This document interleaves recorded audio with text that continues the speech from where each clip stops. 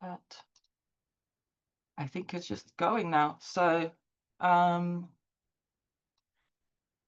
So we are here for the Future Literacies of the Anthropocene webinar. This one is specifically around dystopias, utopias, cyberpunk, and sort of literatures that imagine a future in with, I suppose, but the way you define those is with a point of view more than sci-fi is a little bit more broad than that, but utopia, dystopia, cyberpunk have a sort of moralistic judgment or statement that come with them. My name's Carlotta Ottonello. I'm doing a PhD in creative writing at the University of Birmingham. I'm writing a dystopia, so this is sort of my angle of interest in this. In terms of what we mean by future literacies, before I introduce the speakers, we were talking about it briefly before everybody arrived, but the idea of future literacies, if we look at the UNESCO sort of definition of it, is bringing a idea of being future literate that empowers the imagination and enhances our ability to prepare, recover, and invent in the face of change. So it's about imagining the future. In whichever way that may come. Hopefully we can come to an optimistic imagination of the future, but it doesn't have to be one. So our speakers are Dr. Liam Knight and Dr. Jaak Tomberg, and we'll introduce you one by one. So we'll start with Jaak, if that's okay. So Jaak Tomberg is Associate Professor at the University of Tartu in Estonia. And if you'd like to introduce yourself. Yeah, hi everybody. Just first of all, we're moving house here at the Institute of Cultural Research in the University of Tartu, so hence the empty shelves behind me. And there are also people moving in and out of the room with furniture, plus the internet connection is a bit patchy here. So please excuse me if the talk is if my talk is fragmentary, maybe because of that. Yes, but as Carlotta said, I am Associate Professor of Estonian Literature here in University of Tartu, and my main fields of research have actually been poetics, philosophy of literature, and a bit more precisely the function of fiction. So how does fiction work? What does fiction do? And so on and so on. And more precisely, in recent years, I've sort of narrowed it down to the study of science fiction, to utopia, and utopian thought and utopian imagination. So quite recently, I read a lot in affordance theory. So also what the questions like what do different literary forms afford us to do in rendering sensible, representing, articulating, and confronting the ecological crisis in its manifold aspects. So Carlotta, if you want me to talk about science fiction's particular affordances later, I can do that then, but as a short introduction, I guess that's okay by now. Yeah. That is great. Thank you very much. That's very interesting and very, very relevant to our discussion today. And Liam, would you like to introduce yourself and your research? Yeah, of course. Thank you, Carlotta, and nice to be on this panel, invited to talk here today. So thank you to yourself and the rest of the organisers. Yeah, I'm Liam Knight. I am currently an independent scholar, that lovely sort of euphemistic way of saying I'm not employed by a university to be an academic. But I have most recently been a visiting lecturer in English literature at the University of Birmingham. My research stems from my PhD thesis, from which I only sort of passed my viva last year, so still not that far fresh out of the PhD. My thesis was called On Endotextuality, Literary Dystopias, Texts Within Texts and Post-Truth.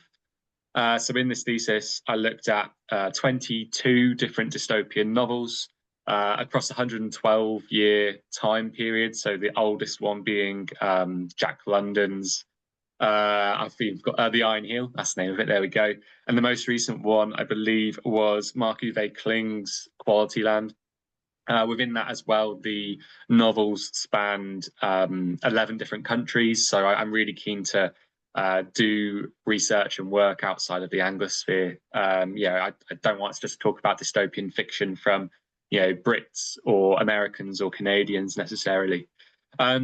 Within the thesis, then, I look at something I call endotextuality. So the phenomenon whereby books and novels and other forms of literature have additional texts contained within them. And within that, I sort of propose a way of reading those texts and a way of sort of conceptualizing and theorizing those texts, because I found that typically where people might talk about things like the principles of Newspeak in 1984, the historical notes in The Handmaid's Tale, among other things, that the footnotes in The Iron Heel, to go on another text I've already mentioned, people tend to look at them as just mere exposition or just sort of vehicles for storytelling. And I sort of argue that they, in fact, do a lot more heavy conceptual theoretical work. Now, all of that I also ground within a discussion of post-truth, that delightful post-2016 Trumpian phenomenon. Not necessarily his fault that it exists, but he certainly made it more widespread. And by looking at these endotexts, I sort of go against the grain slightly of dystopian scholarship and argue that, yes, although dystopias are, always written about their specific context, so where they're written and when they're written and who's writing them, I also argue that there is a trans-historical, transnational preoccupation with truth and why it matters and how beautiful but how fragile it is as well. So yeah, that's sort of just on my my research past. At the moment, I'm sort of going through the ropes of post PhD life of trying to shop my thesis around and sort of whip it up into a monograph. And alongside that, I'm also exploring a sort of second research project where I look at dystopias from, again, beyond the Anglosphere in particular. I'm also the co-host of the Utopian and Dystopian Fictions podcast with Dr. Matt Leggett at the University of Winchester. And Carlotta, I hope you don't mind, I pre-prepared a copy and paste link to the podcast on Spotify. It's available on all good streaming services, but Spotify is the one that I use. And on that podcast, we talk to various academics and scholars, thinkers and writers about their sort of take on dystopia as well, and utopias too. But that's enough from me for now. I've probably taken up more than my allotted 5 minutes of intro time. Wonderful, thank you. So I suppose would like to start with, I've asked you both before this session to prepare your thoughts on a sort of starter question, and when discussing this with a friend and trying to figure out where we would like it to go thematically, we were thinking about climate optimism and its depictions in literature. And I know it's kind of funny, but especially as scholars of utopias as well as dystopias, I asked you to think about your favorite encounter with a climate optimist future in the literature or media, recently or otherwise. If it were very recent specifically, like, that would be very cool. But if it's not something recent, what would that be? I would like to start with Jaak. What did you think about? Well, I think this sort of, for me, this question is also a question about utopia and the utopian imagination, and about the extent to which we can imagine something like that, but also sort of the extent to which we can believably imagine something like this, very similitude-wise. So it is, I think, one thing to imagine a better state of affairs, and what would that be, sort of in a traditional utopian fashion, to imagine maybe a state of affairs or state of social affairs where maybe the climate or ecological crisis has been mitigated or eradicated altogether. But it's quite another thing to try to imagine ways of how to sort of get into that situation. So to me, there are two kinds of utopias. One is sort of, and to myself, I've called them roadmaps and landmaps. So a landmap kind of a utopia would be the traditional one, like Thomas More did it when he described his better or perfect society. Now, a roadmap would be sort of a dynamic pathway or dynamic sequence of steps of how to really get into such a place. And I think it's quite difficult to imagine them both together, to my mind, in a sense that sort of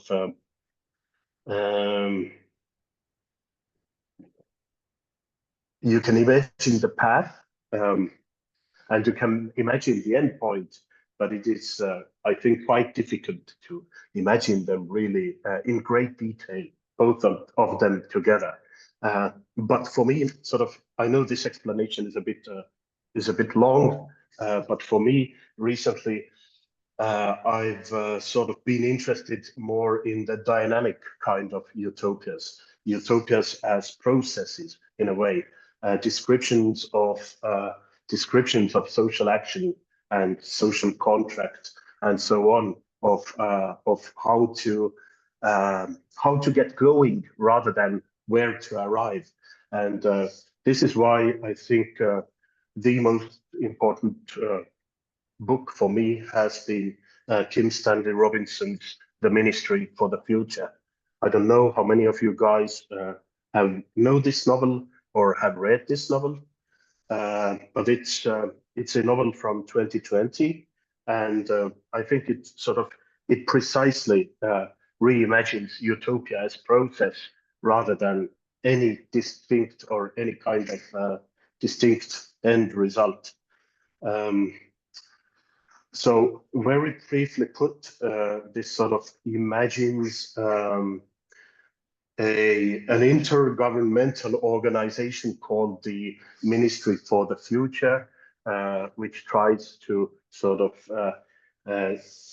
efface and mitigate climate change throughout several decades. And I think the action starts precisely at 2025. So Kim Stanley Robinson imagined it to be 5 years into the future, but that sort of, in a sense, that future has already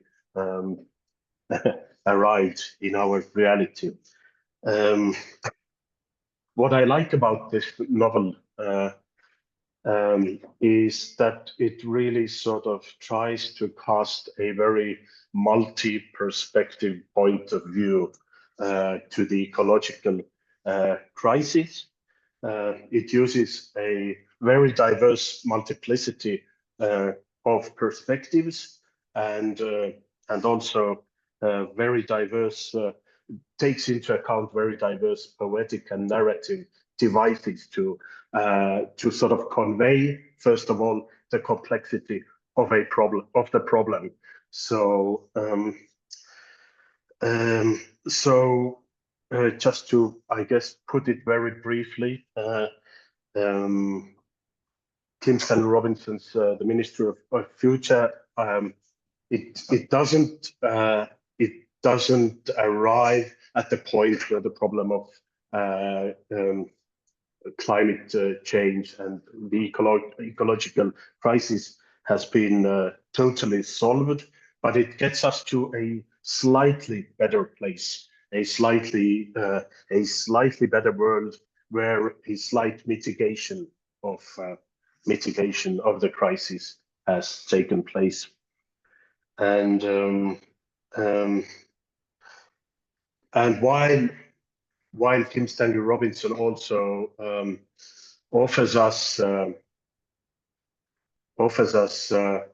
many specific solutions, which I guess are already quite sort of well-known solutions that are on offer. For example, rewilding and biodiversity protection and carbon sequestration, geoengineering, direct air capture, refreezing the Arctic, economic restructuring, and so on and so on. I think the specific solutions here don't matter as much as the specific sort of dynamic attitude and the specific sort of collective attunement towards trying to solve this crisis. I guess I've gone on too long already.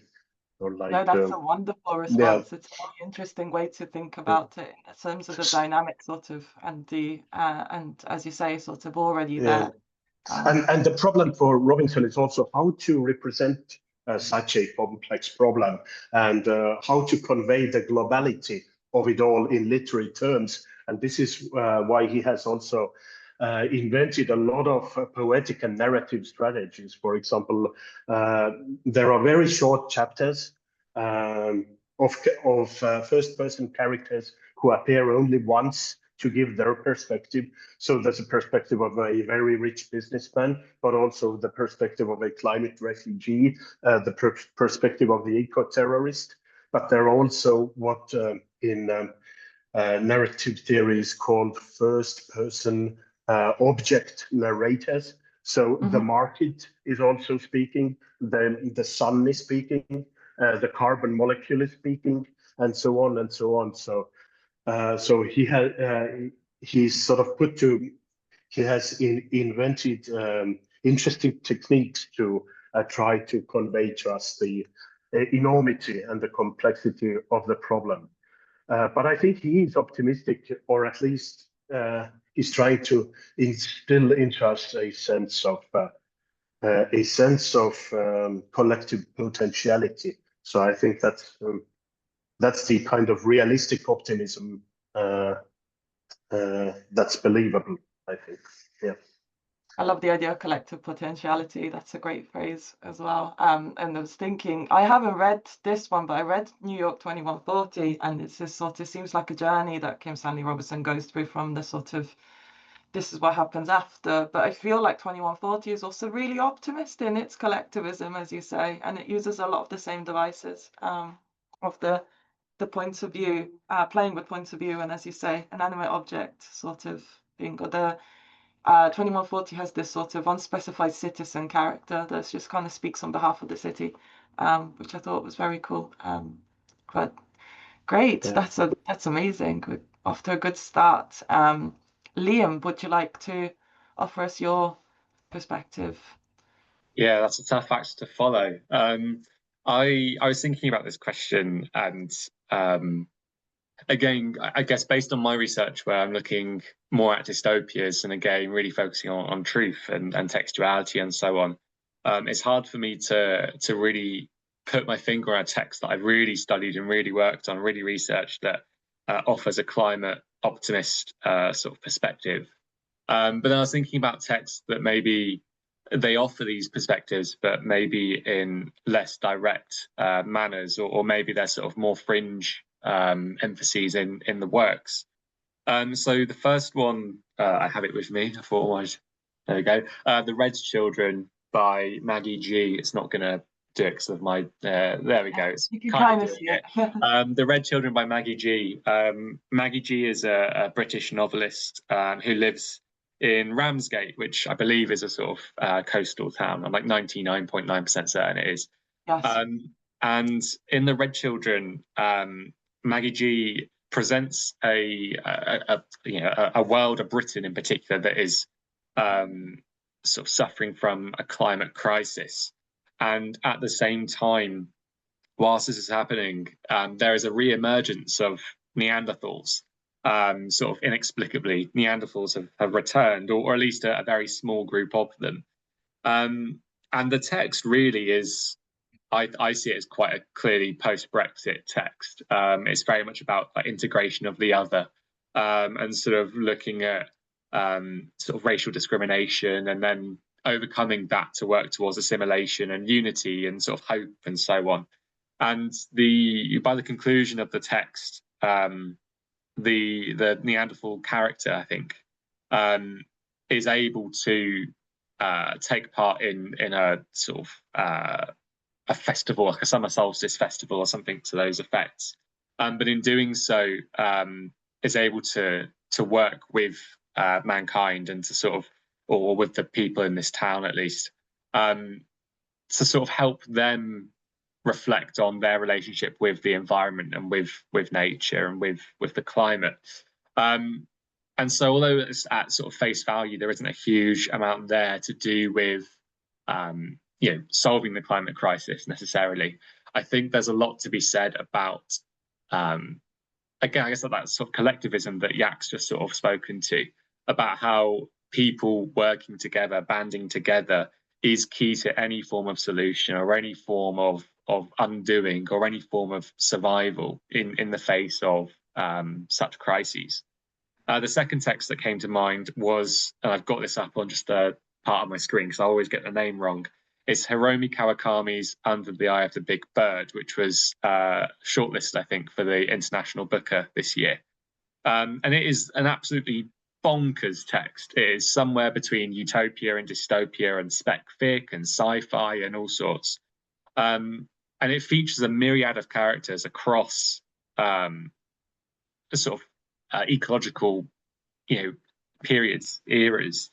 Some of those characters are human, some are robotic or machines, some are sort of engineered bio life forms, and some are sort of, we can't determine if they are one or the other or a bit of both, a bit of everything. But this novel that spans millennia shows that, again, it's very much like clearly post sort of mankind or post the fall of society. And it shows that in spite of the challenges, in spite of, I suppose, us rediscovering what humanity means, what those like relationships are between people, in the background of this, the world is thriving, the climate is recovering, people are relearning. People is a complex term for the novel, but characters or beings are relearning how to interact and coexist with nature and how to maybe not do such great harm, in essence, to the world around us. It's a deeply perplexing novel, one that I don't even like. I read it earlier this year, and in my little like notes to myself, I said I can't decide that it's the best thing that I read all year or the worst thing I read all year because it's just utterly bonkers. But in terms of that message of sort of reflecting what it means to be human, what our relationships mean, and how we relate to the natural world around us, I think it's really powerful. And then a third text, I like doing things in threes, and I'll be really short here, just because you invited us to talk about media texts. And I was thinking about the Snowpiercer television series that was produced, I think, by TNT. Admittedly, I haven't yet watched the final series because Netflix did away with it in the UK, but I think ITV have it now. But at the end of the third series, at least, there is a much more optimistic look on the environment. For those unfamiliar with Snowpiercer, it was also a film featuring Chris Evans in the 2010s. There's been environmental disaster. Scientists have sent a chemical up into the sky, which has resulted in a big freeze, in essence. And what's left of humanity is hurtling around the world on a giant train, trying to make sense of what's happened and, again, what happens to society in those conditions. But at the end of the third season, of the show, there's a hint at a small remote region in the world where this great big freeze is starting to naturally come undone. And we see shoots of green, and we see that the world is restoring. And I think Jaak was talking about sort of the road maps versus the land maps. And I think all of my texts are maybe more looking at land maps. They're more descriptive of an eventuality or of a scenario. They don't necessarily offer us concrete steps towards those. And I think that is maybe part of the challenge of being optimistic about the future of the environment or future of the climate. But all three of them, for me, really center on that sort of utopian element of people coming together, of people working together in spite of those challenges. And that gives me some form of optimism. I think people are innately good, and maybe in our goodness, even if things are challenging in the future, we will be able to support each other, get through those challenges. I'll end it at that.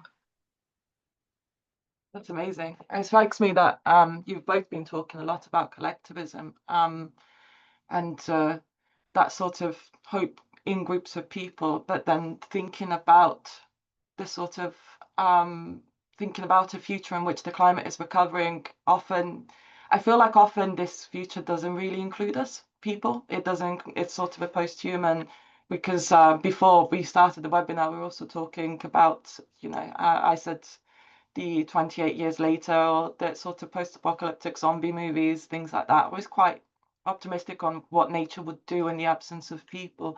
So suppose, bearing those two things in mind, like we have this literary tradition that tends to either struggle imagining an optimistic, climate optimistic future, or have that in the absence of humans, and maybe thinking about Kim Stanley Robinson's way to think, because I think he's quite unique actually as an author, as you say, Jaak, like sort of thinking about how this collectivism can actually benefit nature.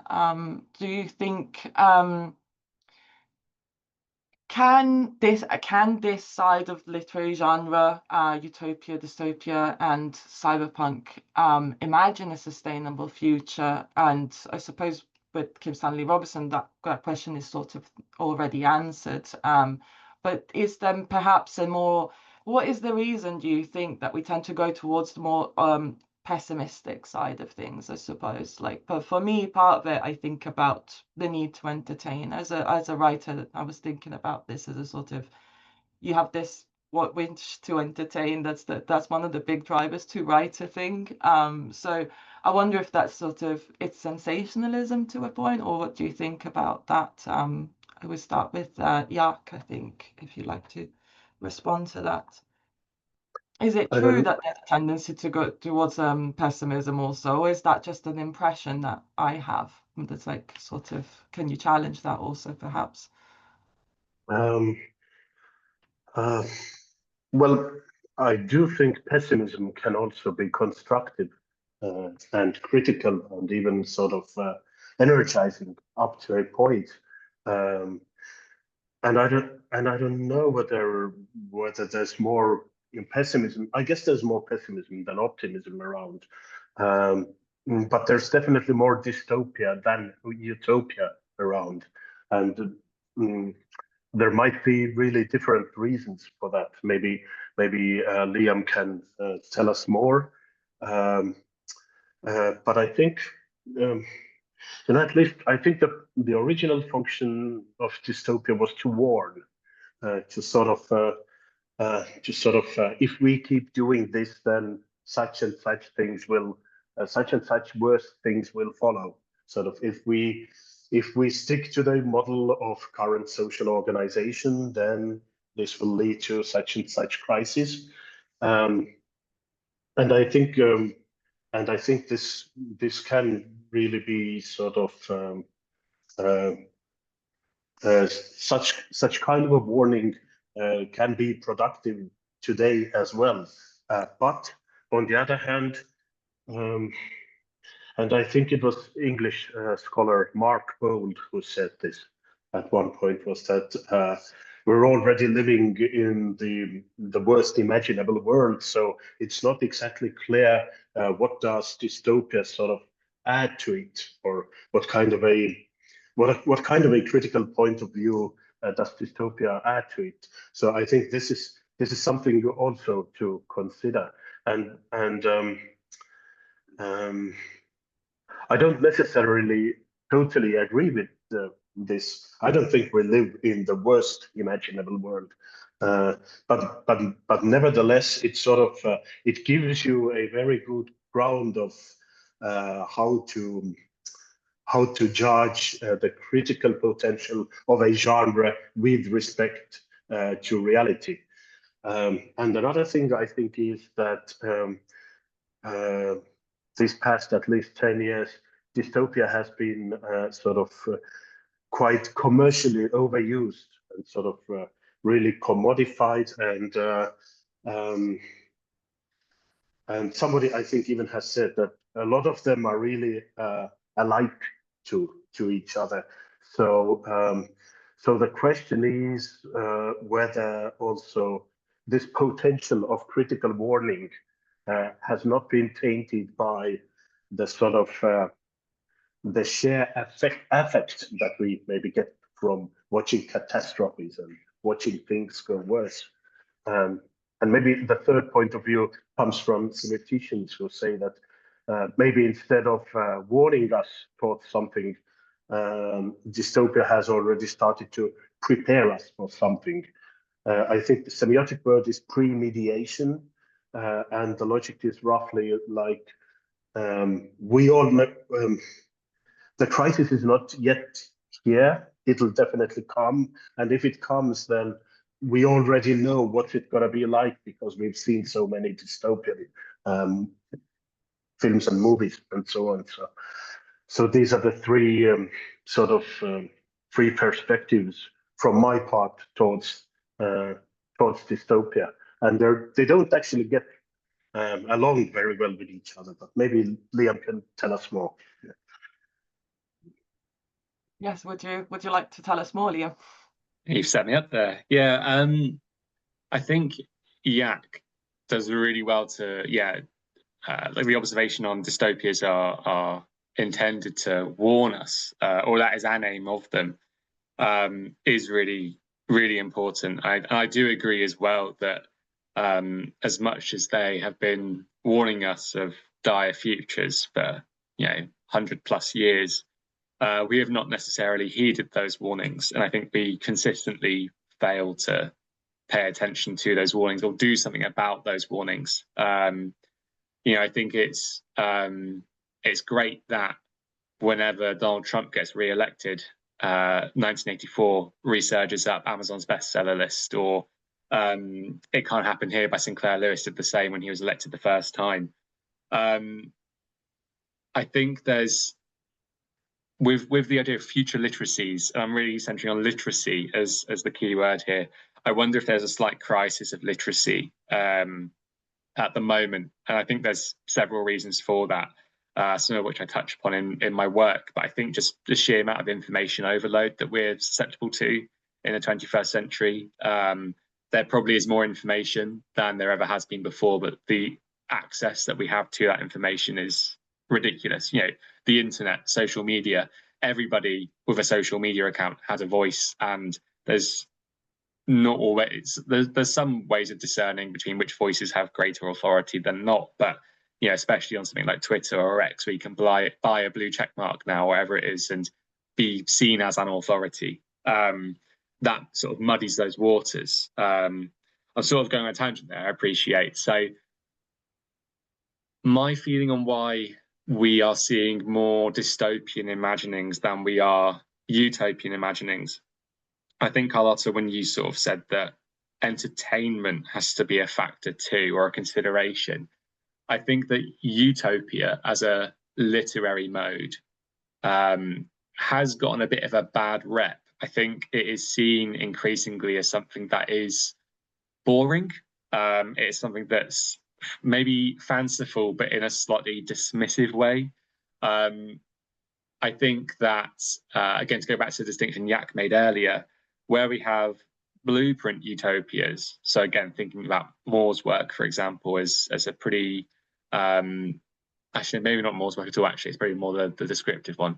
But the blueprint utopias can be quite dry political works that are seen more as almost thought experiments, sort of creative non-fiction, perhaps, than they are as pieces of imaginative fictional work.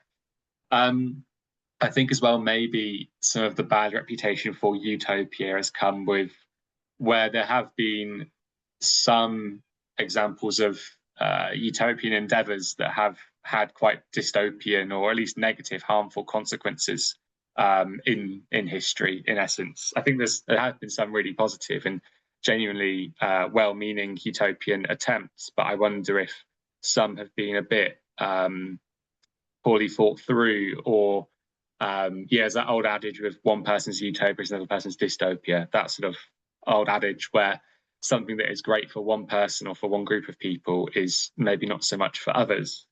I think as well, I do wonder if to root this back in climate, and sort of the environment, to get to the heart of what we're talking about here, I wonder if part of it is that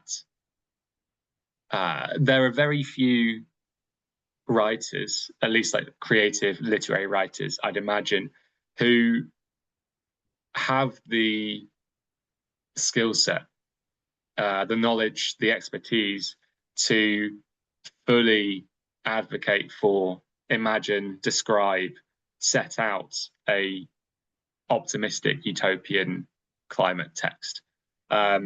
Just by virtue of, I think it's hard to be both a world-leading climate scientist and a really sort of exciting sort of writer of popular fiction too. But also, I just think it's a giant knotty problem, isn't it? If the climate crisis was something we could easily resolve with a snap of our fingers, I think we probably would have done by now. I think there's lots of small steps that we as individuals can make and do make, but I think there's 30 odd of us in the room at the moment.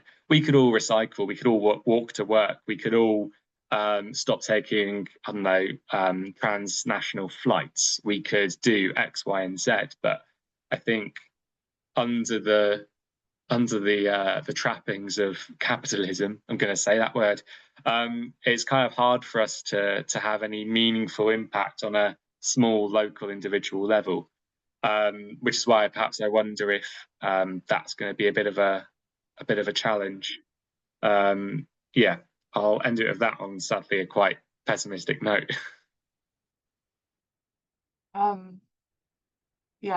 this is there's something about the sort of immediacy, I suppose, that comes back to that. There's as you were saying, the entertainment value of it as well, and perhaps that ties back to your sort of research in the post-truth idea, and the environment has been impacted by that sort of in real life a lot.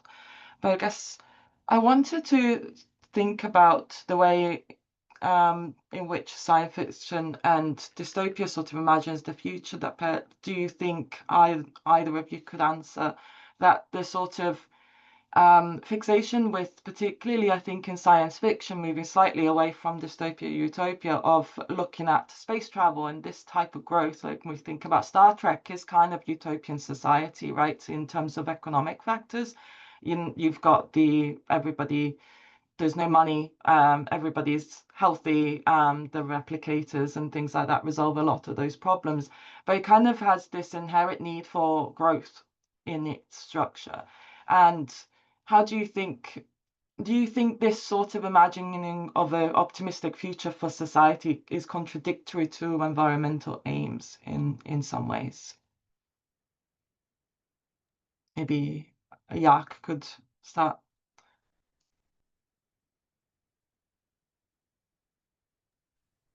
Can you just, I'm sorry, can you repeat the question just one more time? Rephrase this slightly, although I think I phrased it a bit awkwardly.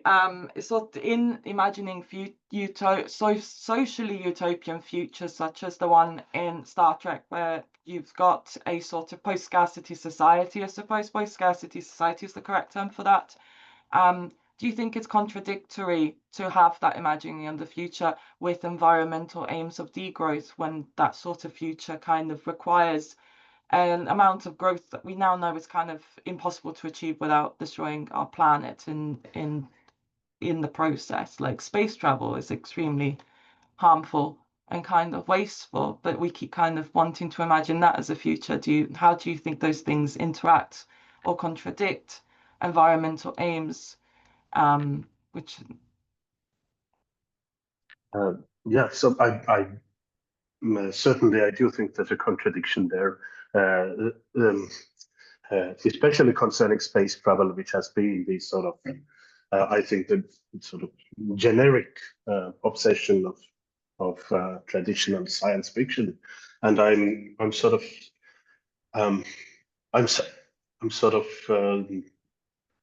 always reminding myself of Christopher Nolan's film Interstellar. And I remember a critic in Guardian saying that if they had enough energy to sort of propel the whole of humanity to the orbit, then definitely they should have enough energy to solve the crisis down on Earth. So in a sense, I do think that traditionally science fiction, well, it has been it is sort of, it originates from this kind of colonial and expansionist imaginary mode. And it has been obsessed with that for quite some time. But more recently, I think there are also degrowth fantasies around and so on. But specifically concerning space, yeah, I think this contradiction for me was worded with Interstellar and the fact that maybe spending so much energy to going to space is precisely not the right way. And I suppose that's also turning out to be a little bit prescient with the certain political characters and famous people wanting to be so focused on the space rather than thinking, I think it's not an uncommon view to think, let's go to Mars instead of fixing the climate crisis, right? Sort of, however sort of crazy that might sound. I don't know if Liam, you wanted to add anything to this? Just really briefly, that I typically see the science fictional preoccupation with interstellar travel. It's a development of like Moore's utopia, right? So historically, the utopia was somewhere else, just a far off land hidden behind the sea or whatever. And whereas now it's just a far off land that is hidden behind, vast swathes of the cosmos. But I do agree there is a huge contradiction there in trying to find this utopia, trying to find something else, something different, while there would be enormous climate sort of costs there too. I wonder if it's speaking to almost a pessimism in that, have we gone too far, or will we by that point have gone too far with planet Earth? And so it's our way of trying to find planet 2. I don't know. I also just wanted to, I've not read this novel, but I was doing a bit of research last week, and it's something I now want to read. It's something I sort of came across whilst thinking about this, and there's a 2021 novel called A Psalm for the Well-Built by Becky Chambers, which is described as a hope punk genre of spec fic, and it's set on a moon. It's a utopian novel set on a moon. Humanity's deindustrialized. It has agrarian sustainable living and so on. And I wonder if if I'd done my prep a little bit earlier and had time to buy and then read this novel, I'd be able to speak to that. But I do wonder if maybe we are starting to see an emerging strain of hopeful science fiction with that climate emphasis. Something I'd like to read soon. Yeah, and just maybe another thing to add would be the consideration of how much actually this sort of the traditional science fictional imaginary towards space has actually influenced the rich billionaires who are thinking of leaving to livable planet somewhere else. So there's this kind of I think already a feedback loop between also science fiction already influencing these ideas and wishes. So I think so. I think it's very famously, Asimov has been a big influence on a lot of that sort of personality, even though a lot of Asimov could actually be seen as a cautionary tale. So there's that sort of well popular idea that billionaires misinterpret dystopia and think it's utopia sort of thing, which I find very Yes, and they right. misinterpret it not as a warning, but as a sort of, this has been noted with cyberpunk, that it's been misinterpreted not as a warning, but a prescription, not as a critical description, but a prescription of what to do. And this is what we're seeing around here. So another utopian idea would be to imagine a world where these rich billionaires take Kim Stanley Robinson seriously and sort of take it from there, but somehow they don't. Yeah, so for some reason, some imaginaries are more popular than others, right, and get picked up by a larger number of people, and that can, you know, who knows what it is that drives the reading market in that way.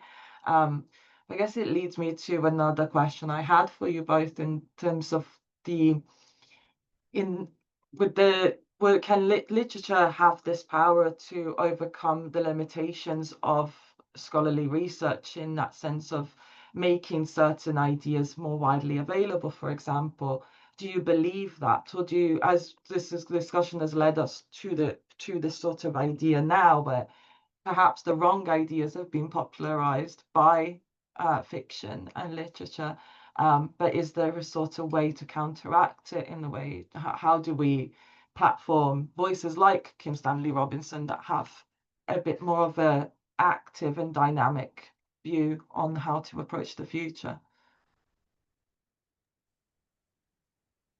I mean, how do you, if you'd like to speak to the ways in which you feel literature reaches out, or for example, why is it that the sort of dystopia that's been adapted in television is so specific and kind of repetitive, as you were saying as well? Cognac. Well, I don't. Maybe they just sort of stumbled upon the formula that works and sells, and so it sort of repeats and repeats and repeats itself. But taking it to a more general level, I think why fiction is important in sort of conveying these also more optimistic and hopeful things is that what fiction can do is give us scenarios, but I think futurology can also give us scenarios in a way. And but what fiction adds to that is this sort of sense of how these scenarios can be lived in. Like it projects us a future world with real people living in those worlds and really actually sort of maybe on a street level even encountering these possible world systems and possible future conditions. So this is what fiction, and specifically science fiction, adds to the futurological projections, is that this kind of an imaginative sense of how would it really feel like to live in those scenarios. And this, I think, nothing can do that better than fiction. And this sort of, if you already can imaginatively step into somebody's shoes who lives a world where climate change has been just a bit mitigated, or like it's just a bit better. It's not without problems. It's not without ongoing problems, but it's just slightly better. And then I think it instills sort of utopian hope and spurs on to further imaginings. So this is why I think fiction is important at all. Yeah. And Liam? Yeah, likewise, I'm a big believer in the power of fiction, the power of words to instill change or to inspire people to act towards difference. I think to go back to sort of the thread about sort of television and dystopias adapted for TV or ones that are created for TV, I think there is a slight issue in that a lot of them have been reduced to quite cheap thrillers, if I'm being honest. I think they're quite unstimulating and rely on maybe the explosion set piece in the mold of a Michael Bay film, or suddenly there's a revolver in a pocket and somebody's getting shot at. So I think a lot of the nuance of dystopia can be lost there in some of these adaptations that we've got. I think that these texts should be able to instill or encourage people to make change, whether that's political or environmental, economical, whatever. But I'm still stuck with the thought that there is a bit of a crisis of literacy. I think that maybe not we, the people in the room, because I imagine we're all quite interested in utopias and dystopias, and we're all probably quite well read and sort of can read and take messages from text and so on. But I think there might be a bit of a general issue with literacy and being able to read and decipher messages for sort of political bad faith actors, shall we say, who misinterpret these texts, whether intentional or accidental, to warp the messages there, and how those sort of that misinformation then gets a bit more widespread, or even how you look to how the word Orwellian is used. And although there's maybe a generally accurate vibe of, oh, it's a bit negative, it's a bit oppressive, it's often very far removed from maybe what Orwell would have wanted it to have meant, if such thing matters. So yeah, I wonder if part of the issue, so I've not read the Kim Stanley Robinson, but a friend who's doing a master's, he had to read it for one of his modules this year, and he just sent me long messages just moaning about how literary it was, almost, how it's a very booky book. It's very intense from a stylistic sort of viewpoint. And I wonder if we do have this issue of the texts that maybe have the most potential to instill or encourage change among sort of the populace. Maybe they are treated in a way, or are intentionally in a way, that is inaccessible. I wonder if there's some barriers there to engagement for the general readership, that prevents them from learning from those messages, learning from those warnings. And even if there are instances where there are small acts of concrete change that are depicted in fiction, I wonder if those are lost because some of these texts can be inaccessible, unengaging, or just otherwise sort of not for the general readership. That's interesting. So some fiction texts then end up crossing into academic text territory. In other words, so do they become sort of unapproachable? But is it also a change in the readership of people in general? We read less, we watch more. Yeah. Right. And is nuance kind of the problem in itself? Isn't it easier to have a straight answer to something that's kind of, the success of fascism kind of relies on this in a way, or I think it does, of giving a simple answer to complex questions that require complex answers. How do we coax a general readership to be interested in a complex and nuanced answer instead of a simple one? Yeah, I mean, in my thesis, I talk a little bit in sort of devising this concept of the endotext and sort of the theories that account for it. I do sort of propose a way of reading these texts, how we can read them to make sure those messages aren't lost. But again, that's in an academic piece of work, and I'd love one day to be able to cross that bridge, and to help sort of more broad readerships to overcome some of these barriers, to read texts in a way where we're more attentive to their warnings, perhaps, especially with regards to dystopia. But yeah, we read way less. It's much easier to lose yourself down a 2-hour rabbit hole on TikTok than it is to read a book. It's just very easy to lose yourself on social media, and I wonder if that's a problem here. You come back to your worry about literacy as a more general idea. I remember also a recent review on the Kim Stanley Robinson book, which compared it to another book by a cyberpunk author, Neil Stevenson, whose metaverse has now been, I think, commodified into Zuckerberg's company name. And Stevenson's book is from the same year, and it has a totally different solution to the ecological crisis, namely a businessman solution. So a billionaire sort of organizes. So it's quite an individualistic solution where a billionaire organizes. I think something's built into the clouds so that it would cool down the earth, something like that. So the novels are really different from the perspective of their particular approach to how to solve the climate crisis. But the famous philosopher Francis Fukuyama wrote a sort of comparative piece about both of them, and sort of really disapproved Kim Stanley Robinson's novel just on the grounds that it's very boring and that the protagonists don't even have sex with each other. And so, whereas Stevenson's novel is full of action and sort of very easily readable and very fun, sort of a fun narrative of how to save the world. So it sort of makes me think whether it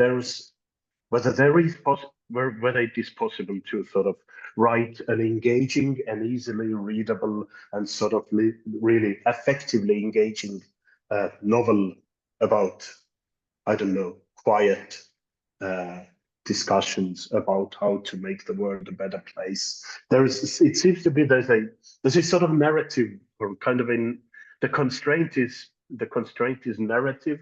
And the constraint also sort of has something to do with what we're used to reading, and what maybe the larger general public is used to consider engaging. So yeah, That's very true.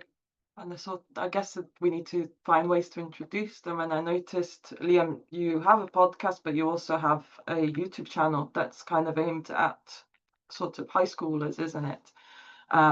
Is that perhaps another way to introduce this sort of more complex reading at a young age, perhaps? Yeah, I think so I used to be a school teacher prior to doing the PhD, and so again, I think my concerns, an English school, English subject school teacher, and so I think a lot of my issues about literacy don't stem from that necessarily, but certainly that's a place where they come from.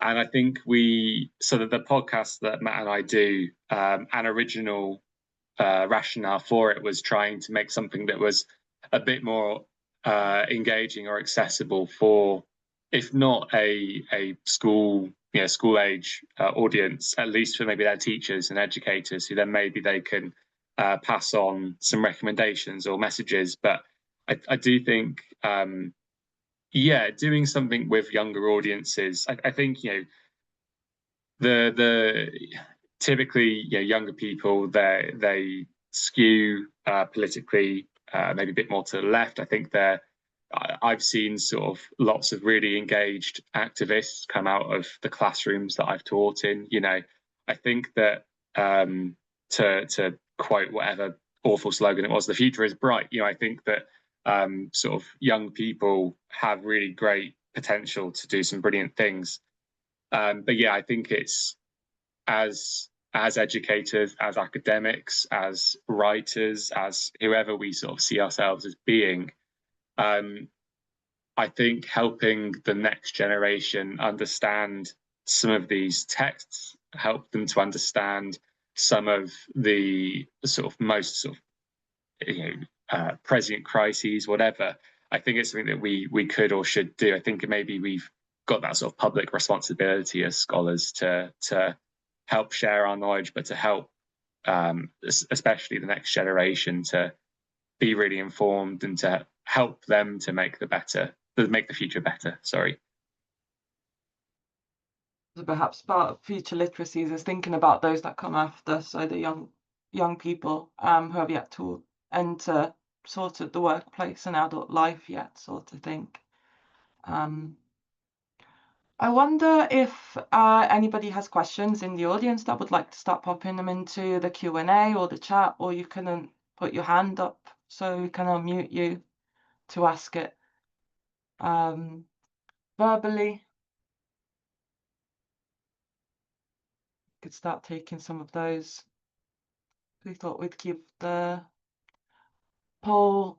Paul, would you like to unmute and ask the question, or would you like to type it? Yeah. I will unmute and ask. Thank you for that. I was a bit hesitant because it's like the third man speaking sort of situation. But so I mean, it might help if I'm trying very hard not to do that. This is more of a comment than a question. It's not more of a comment than a question. What I'm trying to do is kind of introduce a third strand that I think sits between what you've both been talking about, and it might help to position myself briefly before I do that. So I currently describe myself as a recovering academic. Until 2 years ago, I was doing a postdoc at Lund here in Sweden on climate narratives, basically as a narrating climate futures. I came to that from a PhD in infrastructure futures, but also a master's in science fiction writing. So I'm kind of poacher, gamekeeper, and also the person wandering around the estate surveying the number of animals. I come from a very weird place here. But I was particularly interested in Jaak's observation about that combination of science fiction narrative methods with futurology. I mean, that's what I do now. I'm for my sins, I do that sort of work as a consultant. And you've made exactly that. It's quite a hard thing actually. You made exactly the same argument I make for it all the time, which is that the interiority of narrative is a great way of getting people into a street level kind of perception of what these futures can be like. I really believe that is a very, very powerful thing there. At the same time, putting my person who still writes fiction for fiction's sake hat back on, I'm not sure it's appropriate to demand that of people writing fiction for the sake of entertainment. Nothing to stop them doing it if they want to, but if anything, I think one of the reasons that science fiction in particular is suffering at the moment is because it has become incredibly didactic, and that's partly a mismatch perhaps between who's writing and who's reading, and what people want to write and what people want to read. But I think that question of to come back to Luke's point about literacies, I don't think I mean, maybe it would work, but the process of patiently getting young people, first of all, into reading novels and then reading the right novels and then interpreting them right, it's going to take a while. But I think what's interesting to take away from this is the possibility of using that toolkit of science fiction, and not just literary, in televisual forms as well, and using devices from design fiction, speculative design as well, physical storytelling, using those tools and not as mass media, more in sort of workshop settings and highly situated work, and leaning on the shared literacy of story itself, which is less about, it's not everyone's capable of reading a novel anymore, but story itself, the basics of narrative are probably understood. So some way to how do you take the kind of toolkit which has traditionally been used to build utopias, dystopias, cyberpunk futures, whatever? How do you redeploy that in settings that don't require sending someone home with a 400-page book, but can engage them not just in the moment and in themselves, but in that community orientation, which is coming out of both of your discussions of the power of utopia. It's a very, very long comment, not question, that isn't a comment, not question, but I hope it's useful. Thank you. Please, Jaak, if you would like to respond. Yeah, thank you so much for your comment, Paul. And I totally agree that science it's either that science fiction has become too didactic, or it's that science fiction researchers have sort of paid more analytic attention to this segment of science fiction that is didactic. So what sort of the American researcher Istvan Ciccarone says in his book, The Seven Beauties of Science Fiction, is that we should never forget the sort of experimental and the playful part of science fiction. And yeah, I guess it has been forgotten a bit, or at least it has been forgotten maybe in science fiction research circles. And everybody's focusing on the didactic or the ideological part of it. So maybe if we sort of focused on more of the playful stuff, then all the other ambitions would become much more accessible as well. So really thank you for your comment, Paul. Just adding to that, sorry, Isaac, I see you just put your hand up too. I wasn't able to go this year, but the Utopian Studies Society of Europe conference this summer, one of their, I can't remember if it's a keynote or if it's just like one of their workshops, was by a group of utopian scholars who are devising a game of sorts to again sort of really riff off of that playfulness of utopian imaginings. And I wonder if you know, so again, I've taught in the UK, I've taught in secondary schools, I've taught 13 and 14-year-olds the very broad strokes of utopias and dystopias and sort of what the genre is. But I wonder if there's good outreach work to be done, not only in schools, but also in sort of the sort of, I don't know, public spaces to sort of bring that game and that playfulness to the public and to sort of have them play those ideas and the ideas of thinking about difference and sort of working towards difference, both with sci-fi or utopia dystopia. If that comment, Paul, was for me, I don't know if it was Joe Lindsay Walton's. I think there was some Spanish academics, but I could be like, I literally just read the abstracts, you know, so I don't remember fully. But if it is Joe Lindsay Walton, great. If it's not, then at least there's more people doing this and trying to do this. And I wonder if that's something exciting that we should be exploring further.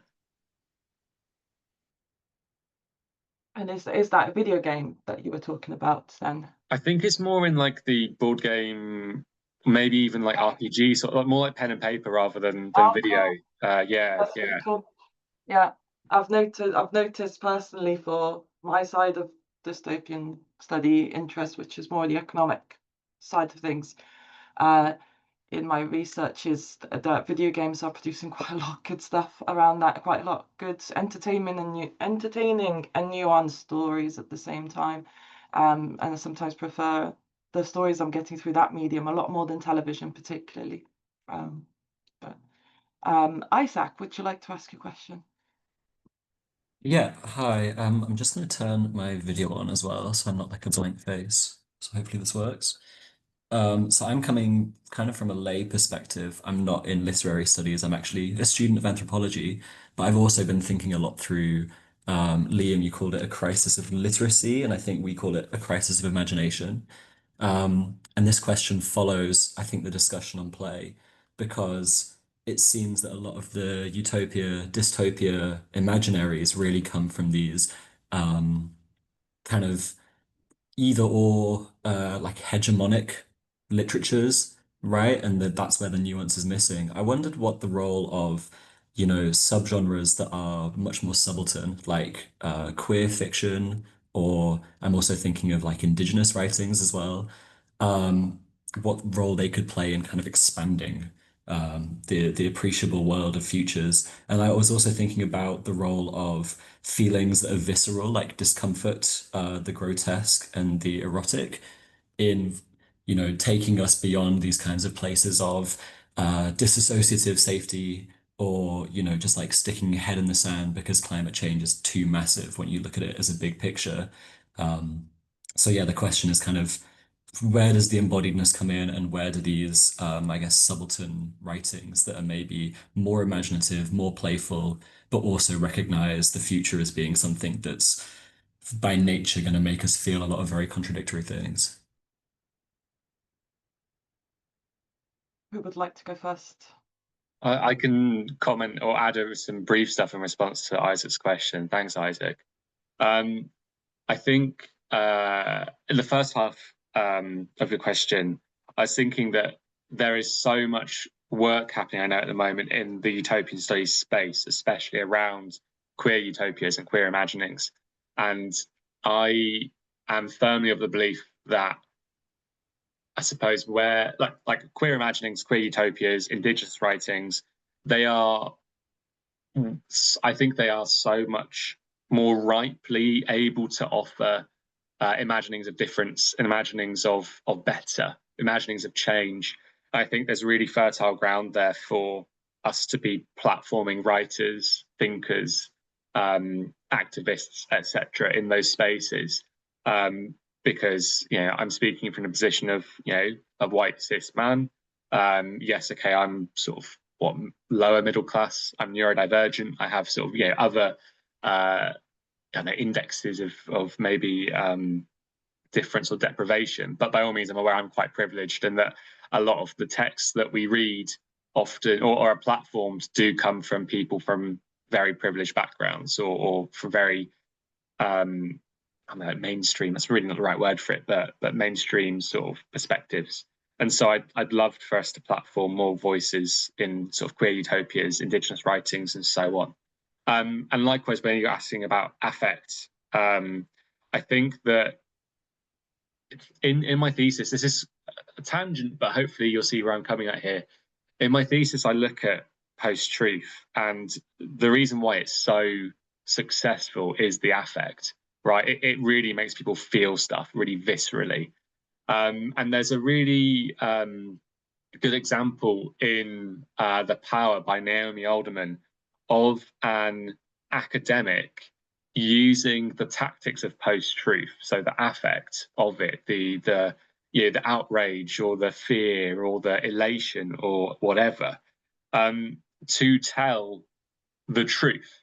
And so I wonder if there's scope there for us to amp up the affect in these writings, but not to necessarily incense rage or fear, but maybe to like do that to really inspire hope and more positive feelings that might then, you know, rather than be the stick that's going to beat people, might be the carrot that pull them towards something better. Yeah, maybe a slightly garbled response there, but hopefully there was something there that was borderline intelligible. I was thinking about the book called The Seep, which I feel kind of does this. It's a very, it's an odd little book. It's sort of imagining an alien invasion that goes really well, actually, sort of thing. And it is written by a trans woman, and there's a trans protagonist, and there's that sort.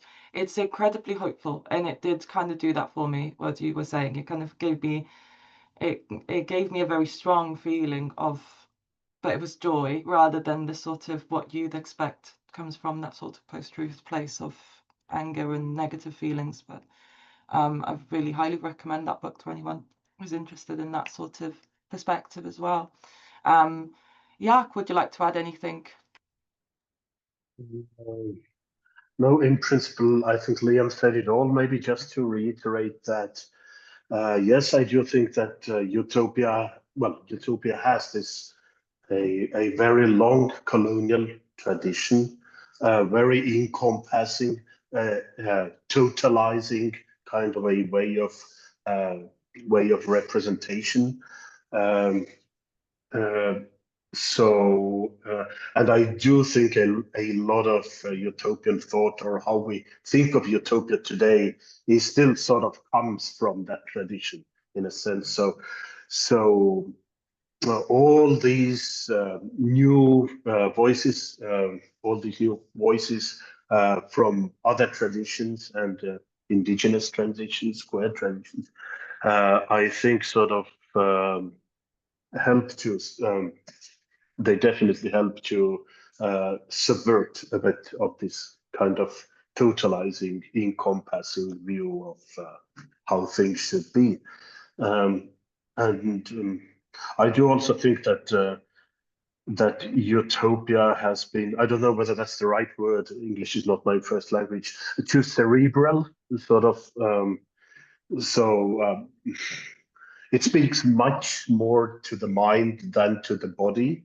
But in a way, we need to. I do think we also read texts with our body, and sort of we need this affective bodily engagement also with a text and what it says. So I think the component of affect in whatever form is very important here, so that these texts would gain traction in the first place. Absolutely. That's really interesting. So we have another question from Martin. Yes, well, first, thank you for the presentations. It was extremely stimulating. Just as a matter of background, I'm an anthropologist, and probably like many people here, I got drawn to this seminar more on the aspect of futures than literacies. Literacies is a field in itself, and lately, trying to flesh out this concept of literacies of the future, I began reading some works specifically on literacies, and I was really struck by the fact that it's seen as a very layered concept. And I think Liam touched on a very fundamental aspect of literacy. If you can't read, if you can't absorb the explicit meaning of a text, there is a barrier there. If you don't have the attention span or the like. But when you start to read deeper into sort of literacy studies, and I'm thinking of an older book which really struck me. It's titled The World on Paper. The author, David Olson, suggests that we should try to move one step beyond this sort of basic level of understanding of literacies. And his theory is that literacy is also the capacity to engage with the world that a text produces. So there, without even thinking about about futures or whatever, he's touching very much on this idea of world building, of not only understanding the meaning of a text, but engaging with the world that this text produces. And that moves the discussion into some sort of anthropology of consciousness, if we can call it that.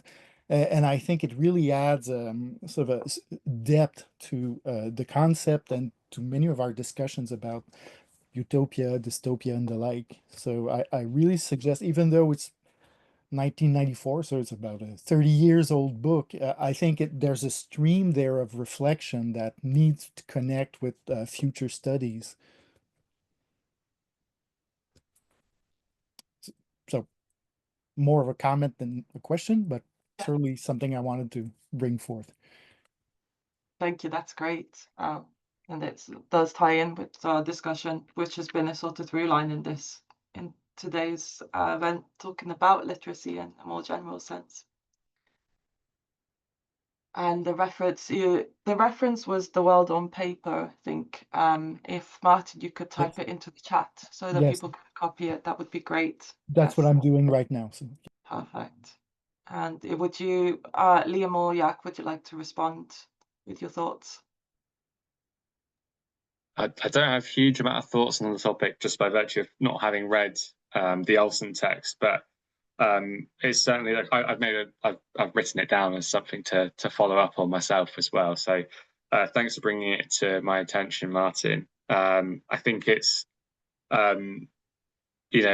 maybe as a literary scholar, if I can call myself such a thing, I try to sort of bring in other theories and other concepts from maybe more critical theory and so on. But I think as scholars, or generally, we could sort of benefit from greater interdisciplinarity to look at texts from outside our comfort zones, whether that's the subject or specialisms or whatever. So yeah, really appreciate that. Thank you, Martin.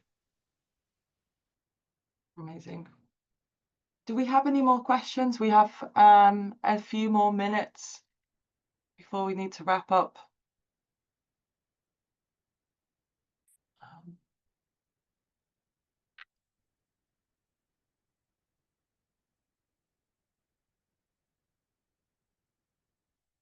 think if there are no more questions, then I could ask you both, maybe starting with Jaak, sort of, what are you working on now? What's your future look like in the next few things? Sort of your research interests, where are they taking you? Oh, actually, two quite different directions at the same time. But I think just more immediately or more relevantly, I'm working on, and you sort of started off with the question of an optimistic or positive example of a work of art concerning the ecological crisis. So currently, I'm working on a text which probably none of you have read, which is an Estonian novel called Tere Alexander, or Hello Alexander, which is a very rare sort of, I think it's the only Estonian ecotopian text, which is very interesting because the novel takes place inside of the mind of a 96-year-old grandmother in the year 2066, and she's sitting on her back porch at the countryside somewhere, and she's holding in her lap her grandson, I think, who is just a little baby, and she's sort of just looking at her and reminding her of her life.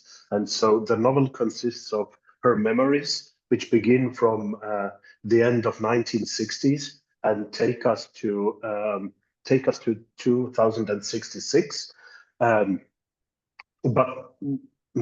the good thing is that in this novel, 2066 is sort of a communitarian, ecotopian society in Estonia. So,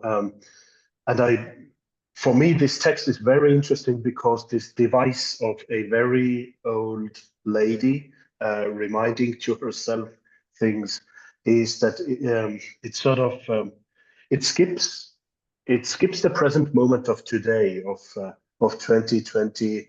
I think 2020 when it was written. So it reminds us of our past and sort of projects us to a future which is better, but in so doing sort of instills us a sense then that if we emerged from this kind of a Soviet nightmare and arrived at this place where we're at, then it might be possible to get to a better world also ecologically. So it's not science fiction. It hints towards the manifold utopian aspects of the future society of 2066. But it's sort of what it's good at is precisely this affective component of sort of giving you the mood of a very old, very wise, very calm woman. And so I'm kind of trying to, in my next article, to see how that works and what's the narratology and the poetics involved here. This is just very briefly, yeah. That sounds wonderful. I really want to read that now. If a translation comes out at some point, or my Estonian gets better, you know. Yeah. Liam, what are you working on in your future? What does that look like? Yeah, I mean it's challenging, obviously, whilst I'm not presently employed as an academic, so I'm sort of working in a LTAC job at the moment. I've got this week off on holiday, hence this is a really good week for me to do this. But I am, as I said earlier, I'm trying to shop my thesis around to turn into a monograph, and in the process of doing that, I'm very aware that although I finished my PhD in 2024, it's sort of the time period in which it looked at sort of finished in 2020, 2021, that sort of area. And I just think in shopping my thesis around, I am aware that I probably ought to pay attention to some recent developments, especially with regards to AI, and how AI has maybe become an arbiter of truth in the mid-2020s, and how that has relations with post-truth and dystopian imaginings. So that's something I'm looking at more firmly. And then something that I'm looking at on the side as well, and I haven't quite decided yet what format this is taking, whether it's academic or more outreach driven, I suppose. I have this just real interest in looking at dystopian imaginings from outside the Anglosphere, and I have this idea for a project called Around the World in 80 Dystopias, and I'm seeing some smiles. So as you mentioned, Carlotta, I have a YouTube channel where it's aimed at sort of 16 to 18-year-olds primarily, helping them with their studies and so on. But on that, I maybe want to use it as a platform to sort of showcase some of these dystopian texts from outside of the UK, America, Canada. I still pay attention to those, but looking more explicitly at different sort of geographical regions, basically, and questioning what it means to write a dystopia in different cultures, different settings, different regions, how those might be different, how those might be the same. So that's something I'm working on. I've just basically bought loads of novels since finishing the PhD, and I'm chipping away at reading through them, basically. Last night I finished Georgi Gospodinov's Time Shelter, a Bulgarian novel, for example, in English. I can't read anything other than English. So yeah, but that's a little sort of passion project at the moment, alongside just continually doing the Utopian and Dystopian Fictions podcast. I have that Kasna, thank you. It's on my bookshelf to read, and one that I definitely wanted to include, given the current state of affairs. I'm really passionate about platforming that text. Yeah, so that's sort of my present and future. Great. Well, I had a great time having this chat with you both. That was a really interesting discussion. So, yeah, I guess we can wrap it up now. We're kind of right on time. So thank you so much for coming and entertaining us with this conversation about future literacies. I think it went in some really interesting and somewhat unexpected directions. So thank you both so much, and with your patience with me organising it as well. So Thank you. Yeah, thanks, Carlotta. Thank you, Carlotta, for all your effort in the organisation and hosting duty today. And thank you for the questions and the patience from the audience as well. Really appreciate it. And there's links to those games I've opened up, and we'll be looking at them later, Jan. So thank you for that as well. I won't close the room straight away, so people can save links if they'd like to. There is also Liam's Spotify for the podcast as well. And yeah, if you like to ask more questions or like some more information and things, you can also reply to the email sent out this morning reminding with the link. That's my institutional email, so I'll reply rather than cost action, so it'll be easier that way. But thank you all so much for coming. Thanks. Okay. Thank you. Thank you.